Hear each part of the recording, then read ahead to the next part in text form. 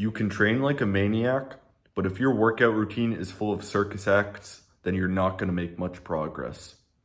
In this video guide, I'm going to show you what exercises to choose and why you should choose them to make optimal gains. Starting things off, why does exercise selection matter? Exercise selection pretty much affects which muscles are being worked and what movements you're going to be gaining strength in. To avoid constant changing of exercises and bad results, choosing the right exercises is very important. Choosing wisely means limited plateaus and a limited risk for injuries. Note to self, there is no perfect exercise selection, only the right one for you.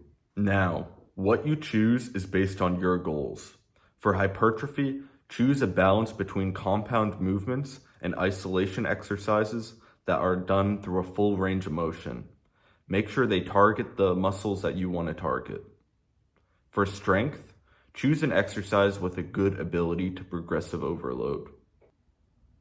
For athletic performance, compound movements done with explosive form is best. For health, you should do a balance of all of them. Now, let's look into the compound movements you should choose. They should hit multiple muscle groups. They should have high progressive overload potential. They should be done earlier in your workout. For example, I want you to do your compound movement before you do your isolations. They should promote maximal muscle growth throughout all of the muscles. 1 to 2 of these is more than enough per workout. Good examples of compound movements is bench, squat, and deadlift. Now for isolation exercises. Isolation exercises primarily target one muscle.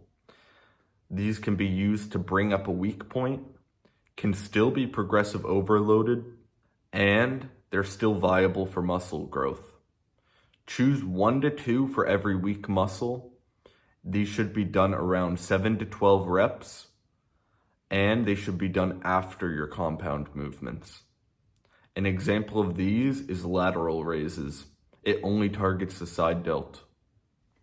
Now, let's talk about things to look for when you're choosing an exercise. A good range of motion is vital. Make sure the bottom half of the range of motion is still active. You want ability to progressive overload. Again, this is just one of the things that promotes growth the best. Joint friendliness. You want something that does not hurt your joints. For example, for some people, you may actually get golfer's elbow if you do pull-ups, but for some people, they're perfectly fine. Another example is barbell curls hurt some people's wrists. You want a good mind to muscle connection, or at least you want a little bit of the mind to muscle connection. For example, on preacher curls, I get a really good mind to muscle connection.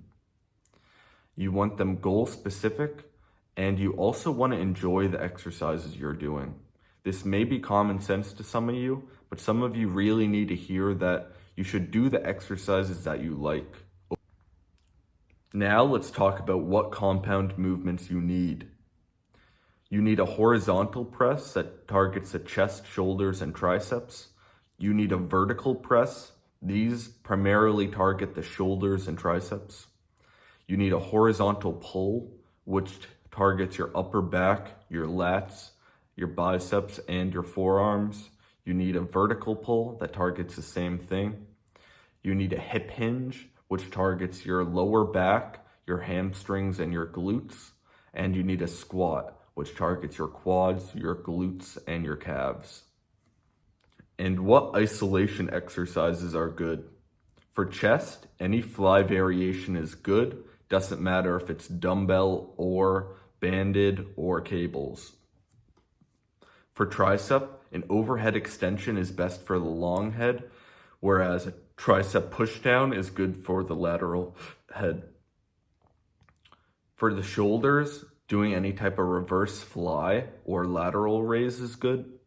For the back, a lat pullover or a cable row is great. For the biceps, preacher curls or incline curls are great, but any curl in general is a good isolation. And for legs, leg extensions for the quads and leg curls for the hamstrings. And just before I wrap up, I want to talk about optimal training. Optimal training is just a phrase. Don't go overboard with this, especially if you're a beginner. Doing anything that you can progressive overload on is good.